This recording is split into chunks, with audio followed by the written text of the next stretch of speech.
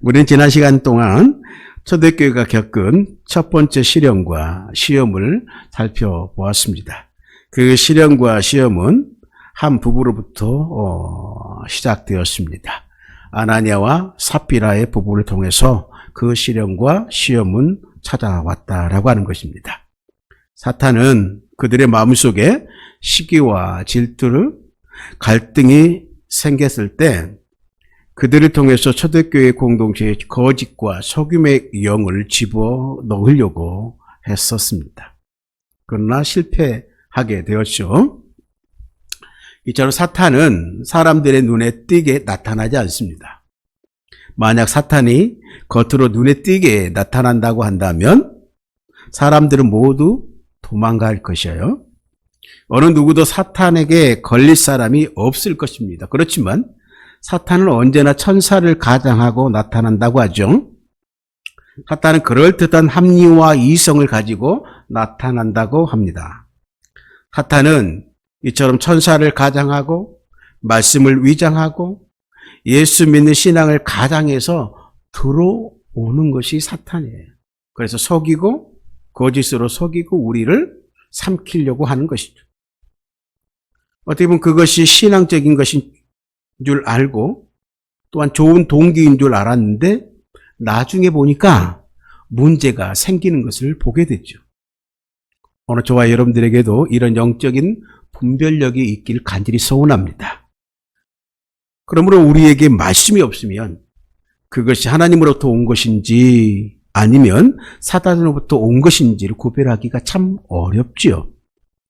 우리가 기도하지 않으면 그것이 인간으로부터 온 것인지 아니면 하나님으로부터 온 것인지 구분하기가 참 어렵다라고 하는 것입니다. 그래서 말씀과 기도가 함께 우리가 나아갈 때 오늘 이 사탄을 분별하고 사탄을 물리칠 수 있는 그러한 믿음의 사람들이 되어질 수 있다라고 하는 것이죠. 그러므로 오늘 우리는 쉬지 않고 기도해야 하고 그 사탄 마귀를 경계해야 할 필요가 있다라고 하는 것입니다. 하나님 앞에 무릎을 꿇어야 할 이유가 여기에 있는 것이죠. 말씀 속으로 깊이 우리가 뿌리를 내릴 필요가 여기에 있는 것입니다. 그렇게 할 때 영적인 분별력이 생겨서 사탄의 유혹을 막을 수 있기 때문인 것입니다. 아나니아와 삽비라의 사건은 이 초대교회 전체에 큰 충격과 두려움을 가져다 주었죠.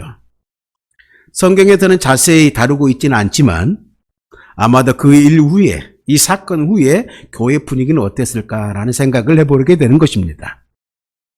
그들은 스스로 영적인 그 긴장감이 갖고 또한 교회 안에 그런 긴장감이 흘렀을 것입니다. 사도들을 비롯해서 성도들은 자신들의 영적인 삶을 다시 한번 돌아보게 됐을 것이고 그동안 영적으로 자만했던 방자했었던 그 자신들을 모습을 다시 돌아보며 주님 앞에 회개하는 그 시간들을 가졌지 않겠나라는 생각을 해보게 됩니다. 오늘 본문은 그 사건 뒤에 교회의 모습을 보여주고 있습니다. 아나니아와 삽비라의 부부의 사건이라고 하는 무서운 시련 뒤에 찾아온 이 새로운 부흥으로 초대교회는 영적인 그 실력을 갖추게 되었고 또한 그 주위에 칭찬을 받는 좋은 교회로서의 폭발적인 성장을 이루는 모습과 더 나아가 그 시련을 통하여서 더욱 성숙해진 교회의 모습을 우리는 발견하게 됩니다.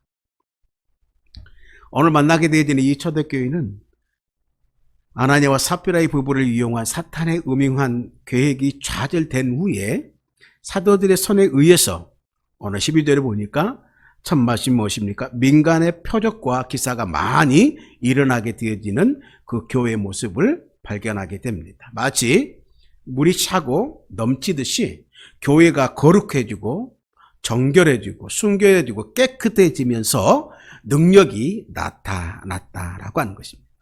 거룩의 능력. 12절 읽겠습니다. 사도들의 손을 통하여 민간의 표적과 기사가 많이 일어나매 믿는 사람이 다 마음을 같이하여 솔로몬의 행각에 모이고 아멘.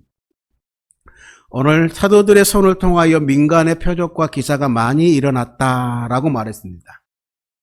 이것은 사도들의 기도가 응답되어진 결과라고 볼 수 있습니다.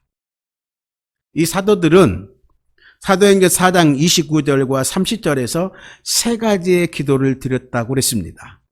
주여 이제도 그들의 위협함을 굽어 보시옵고 또 종들로 하여금 담대히 하나님의 말씀을 전하게 하여 주시오며 손을 내밀어 병을 낫게 하시옵고 표적과 기사가 거룩한 종 예수의 이름으로 이루어지게 하옵소서.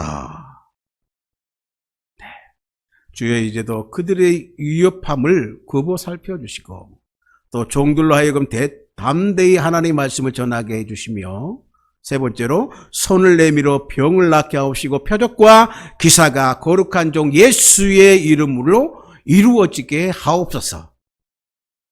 새롭게 탄생되어진 이 초대교회 안에 사도들의 민간의 표적과 기사가 드러났다. 이는 그들의 기도가 응답되어졌다라고 하는 것을 보게 되어집니다. 정말 기도대로 이 사도들의 손을 통하여 표적과 기사가 일어났어요. 그 기사의 내용이 어떤 내용이냐면 15절과 16절을 보면 구체적으로 그것이 무엇인지를 알려주고 있습니다. 그 표적과 기사가 뭐냐면 병을 낫게 하는 것과 귀신을 쫓아내는, 죽게 하는 것이었습니다. 15절 16절 함께 읽으시죠. 심지어 병든 사람을 메고 거리에 나가 침대와 요 위에 누이고 베드로가 지날 때에 혹 그의 그림자라도 누구에게 덮일까 바라고 예루살렘 부근에 수많은 사람들도 모여 병든 사람과 더러운 귀신에게 괴로움을 받는 사람을 데리고 와서 다 나음을 얻으니라. 병든 사람과 더러운 귀신에게 괴롭힘을 받는 사람들을 데리고 왔는데 그들이 다 나음을 얻었다. 12절에 보면 일어났다라고 하는 단어를 사용하고 있는데 이는 에기네토라고 하는 헬라어 미완료 시제인 것을 우리가 알 수 있습니다. 이는 그들이 전한 그 부활의 복음을 전하는 중에 표적과 기사도 줄곧 같이 일어나고 있었음을 알려주는 것입니다. 베드로와 요한의 3장에서 안진뱅이가 고침을 받고 일어선 곳은 성전의 미문 앞이었는데 이번에는 민간에서 즉 공공장소인 민간이라고 하는 것은 사람들 사이라고 이야기하는 것입니다. 사람들 사이에서 일어났다 이렇게 이야기했습니다. 즉 이 기적이 더는 장소로서의 성전의 힘에 의지하지 않고 사도들이 전하는 예수의 복음의 힘으로 놀라운 기적이 일어났음을 증명해주는 그 장소가 바로 이 사람들 사이였다라고 하는 것이죠. 이제 주께서는 저 타락한 성전이 아니라 믿음의 사도들이 있는 사람들 안에 거하시는 놀라운 은혜를 보고 계시는 것입니다. 이에 믿는 사람들도 지속적으로 늘어나게 되었고 그들은 정기적으로 오늘 말씀해 보니까 솔로몬의 행각에 모이기 시작했다라고 하는 것입니다. 그들은 사도들의 전하는 그 부활의 복음을 믿었습니다. 이 예루살렘의 유대인들은 예수가 십자가에 죽은 것을 두 눈으로 똑똑히 보았고 최소한 그 유명한 이야기를 전해들어 알고 있었는데 오늘 예수의 이름으로 일어나 이 표적과 그 기사를 보고 나서는 그 예수가 사흘 만에 살아서 지금 왕으로 다스리고 계신다라고 하는 사도들의 그 말을 그들이 전한 그 복음을 사실로 믿기 시작했다라고 하는 거예요. 지금 그들의 눈앞에서 오늘 일어난 표적과 기사는 예수님이 생전에 행하셨던 바로 그 표적과 기사와 똑같은 것이기 때문에 예수의 영이 그러므로 살아계시지 않는다라고 한다면 이와 같이 똑같은 사건이 대언될 수 없었다라고 하는 것이죠. 예수님에게 일어났던 그 치유와 그 축기가 일어났다라고 하는 것은 그 예수와 함께 하셨던 그 성령님께서 지금 이 사도들과 함께 하신다라고 하는 증거가 되었다라고 하는 것입니다. 믿는 자들이 이 성전 안에 있는 솔로몬 행각이라고 하는 곳에 모이기 시작했다라고 오늘 말씀하고 있는데 12절을 보면 믿는 사람이 다 마음을 같이하여 솔로몬 행각에 모였다. 믿는 자들이 다 마음을 같이하였다. 이 마음을 같이하여 모인 자들은 한 마음 한 뜻이 되어 있었습니다. 하지만 그들의 모임은 유대교 당국자들에게는 큰 위험거리가 되었을 것이라는 것이죠. 절대 다수였던 유대교 사람들에 비하면 이 부활의 복음을 믿는 자는 소수에 그쳤을 것이고 유대교의 눈에는 불온한 이단들로 보일 수밖에 없었다라고 하는 것입니다. 하지만 오늘 그런 시선과 평판을 두려워하는 무리가 아니었다라고 하는 것이죠. 이제 더 이상 그들은 죽음을 이기고 살아나신 예수님이 함께 하시고 그 생명의 주를 믿는 사람들이 곁에 있었기 때문에 그들은 어느 누구도 어떠한 핍박도 무서워하지 않았다라고 하는 것을 말씀하고 있는 것이죠. 또한 그들을 바라보는 또 다른 시선이 오늘 사도행전 5장 13절에 나오고 있습니다. 그들에게 주목하고 있는 또 다른 시선을 오늘 소개하고 있는 것이죠. 13절. 그 나머지는 감히 그들과 상종하는 사람이 없으나 백성이 칭송하더라. 아멘. 이 말씀은 제자들의 그 공동체와 상종하지 않기로 할 정도로 경계하는 자들이 있었지만 동시에 그들을 칭송하는 자들도 있었다라고 하는 것이죠. 교회가 세상을 두려워한 것이 아니라 세상이 교회를 두려워했습니다. 그들과 엮이고 싶지 않았습니다. 아나니아와 삽비라의 즉각적이고 공개적인 죽음이 이 두려움의 큰 두려움의 분위기에 영향을 미쳤을 것이라고 해석해 놓고 있습니다. 사도행전 5장 5절과 11절에 이렇게 우리는 살펴보았죠.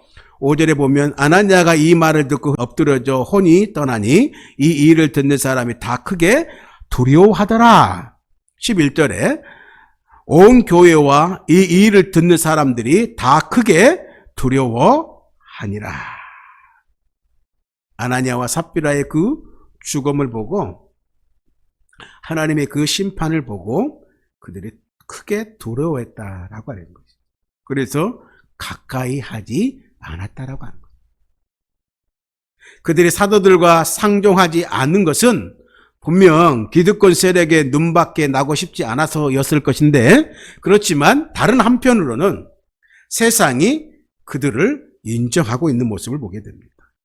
성도들이 자기의 소유를 팔아서 궁핍한 자들을 섬기는 그 사랑을 보았고 사도들이 병든 자를 고치고 위의 말씀처럼 귀신 들린 자를 회복시키는 그 능력을 보면서 그들이 그 교회를 그 무리를 공동체를 칭송하지 않을 수 없었다라고 하는 것입니다. 교회 밖의 사람들. 그렇게 상종하지 않았던 자들이 서서히 시간이 지나면서 어느새 그들이 이 공동체 안으로 들어오기 시작했다라고 하는 것이죠.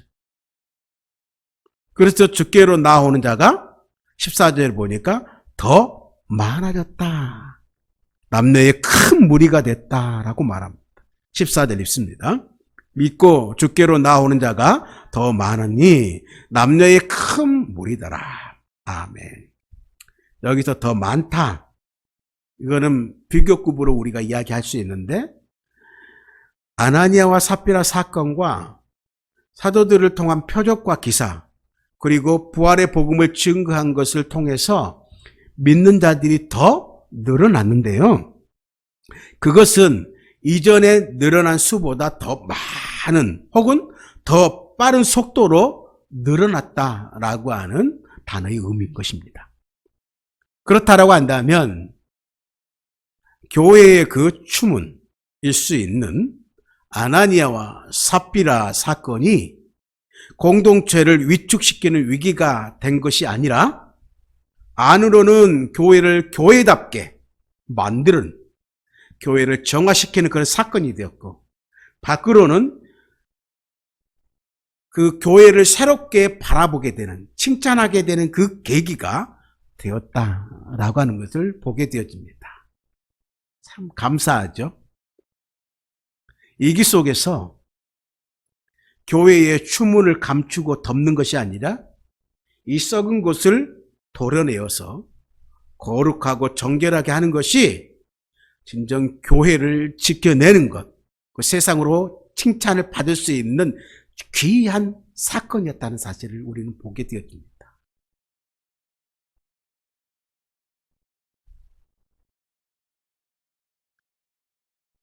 이와 함께 사도들이 구체적으로 어떤 표적과 기사를 일으켰는지 15절과 16절에 우리가 서두에서 살펴봤습니다만은 기록해 놓고 있습니다. 그들의 기도 가운데 그 기도의 응답으로 이런 표적과 기사를 우리가 예수의 이름으로 행하게 하여 주옵소서라고 하는 그 기도의 응답이 지금 이루어지고 있는데 15절과 16절에 그 내용이 구체적으로 드러내고 있습니다. 읽겠습니다.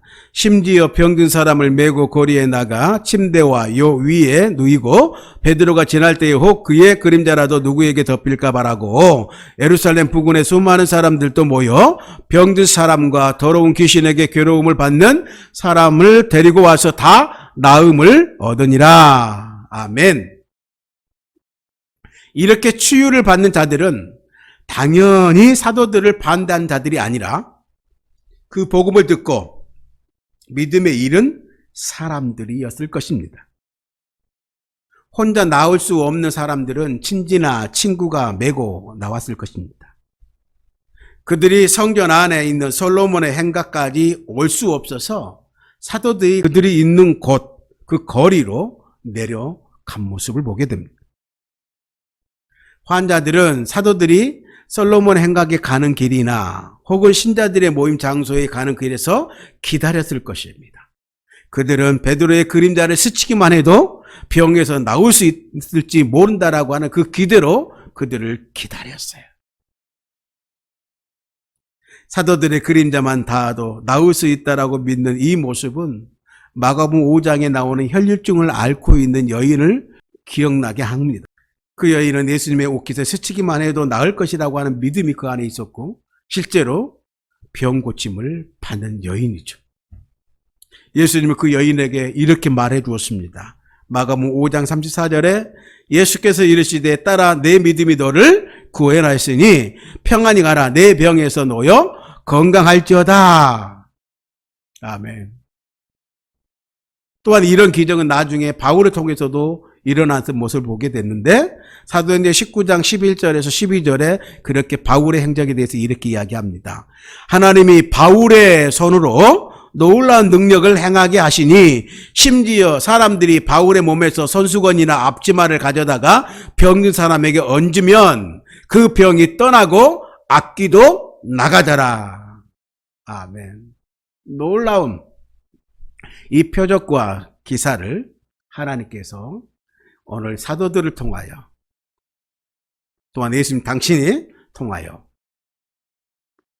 오늘 이 바울 사도를 통하여 나타내시는 모습을 우리는 보게 되어집니다. 하나님께서는 그들의 기도에 응답하시고 표적과 그 기사를 세상 앞에 드러내게 함으로 교회로서는 새롭게 변화되어지는 계기를 마련했고 세상으로 오는 교회가 인정받고 칭찬받는 놀라운 교회 내외적으로 인정받는 그러한 모습을 보게 되어졌습니다. 말씀 맺겠습니다. 오늘 우리는 이 아나니와 삽비라 부부의 사건 이후에 초대교회의 모습을 변화된 초대교회의 모습을 살펴보게 되었습니다. 초대교회가 다시 거룩함을 회복하게 되어졌을 때에 이 사도들을 통해 성령의 역사와 그 복음의 능력이 다시 나타나는 것을 보게 되어졌습니다. 새로운 초대교회의 그 새로운 부흥의 역사의 한 페이지를 우리는 살펴보았다라고 하는 것이죠. 또한 이 말씀을 통해서 우리가 깨닫게 되어지는 것은 무엇이냐면 발견하게 되어지는 것은 무엇이냐면 예수 그리스도의 그 부활의 복음이 이 사도들 통해서 전파되어졌을 때 어느새 예루살렘을 넘어서 있음을 우리는 알게 됩니다. 예루살렘의 부근에 수많은 사람들도 모여 믿는 사람들의 숫자가 늘어날 뿐만 아니라 지리적으로도 복음이 확대되고 있음을 우리는 발견하게 됩니다. 이는 형식주의로 각질화되고 냉랭해져 버린 유대교의 그 성전 체제를 근본적으로 세차게 뒤흔드는 사건이 되고 만 것입니다. 오늘 우리 성도들의 삶에 이런 부활의 능력이 나타난다라고 한다면 그것은 반드시, 물론 병이 낫고 돈을 벌고 무탈한 삶을 동반하지 않더라도 오늘 기존의 그 세계관이 전격적으로 바뀌고 상식이 흔들리고 그 동경의 대상이 달라지는 기적이 나타난다라고 한다면 우리를 보고서 믿고 주께로 나오는 자가 더 많아지게 될 거라는 것입니다. 이 초대교회의 변화된 모습을 보고 많은 사람들이 더 그 공동체 속으로 들어왔던 것처럼 예수님을 믿는 다음에 세상과 전혀 다른 방식으로 고난과 마주하는 공동체 모습을 보여준다라고 한다면 세상은 이로 통하여 우리를 두려워하기도 하고 친송하기도 할 것이고 주님이 부족한 오늘 우리 교회를 통해서도 믿는 사람들을 더 많아지게 하실 것이라는 것을 분명하게 우리에게 이야기를 하고 있는 것입니다. 바라기는 우리 모두가 오늘 우리 한국교회도 마찬가지지만 하나님의 교회들이 이러한 아름다운 공동체를 향한 기대와 꿈을 공유하길 원합니다. 이 거룩한 부흥의 길을 걷는 그러므로 믿음의 동기들이 되어줄 수 있도록 우리가 그 길에 함께 걸어가는 아름다운 동역자들이 되어주시기를 간절히 바랍니다. 그러므로 새로운 믿음의 공동체의 모습 속에서 변화와 거룩한 부흥의 바람이 저와 여러분들 그리고 가정 그리고 섬기는 공동체를 넘어서 세상 가운데 하나님의 나라를 세워가는데 어떻게 보면 위대한 믿음의 걸음을 내디딜 수 있기를 간절히 기대합니다. 이제 예루살렘을 넘어서 더 그 복음이 확장되어지는 하나님의 나라의 복음이 선포되어진 것을 보게 되어졌습니다.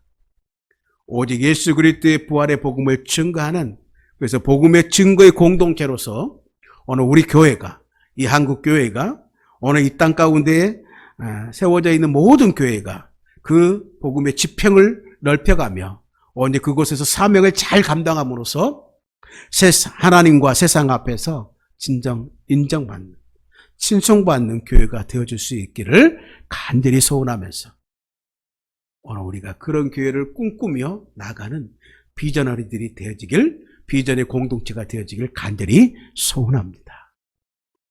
칭찬받는 하나님과 세상으로부터 칭찬받는 인정받는 그런 아름다운 믿음의 복음의 공동체로서의 삶을 살아내는 복된 우리 모든 성도와 공동체가 되어지길 주님의 이름으로 축복합니다.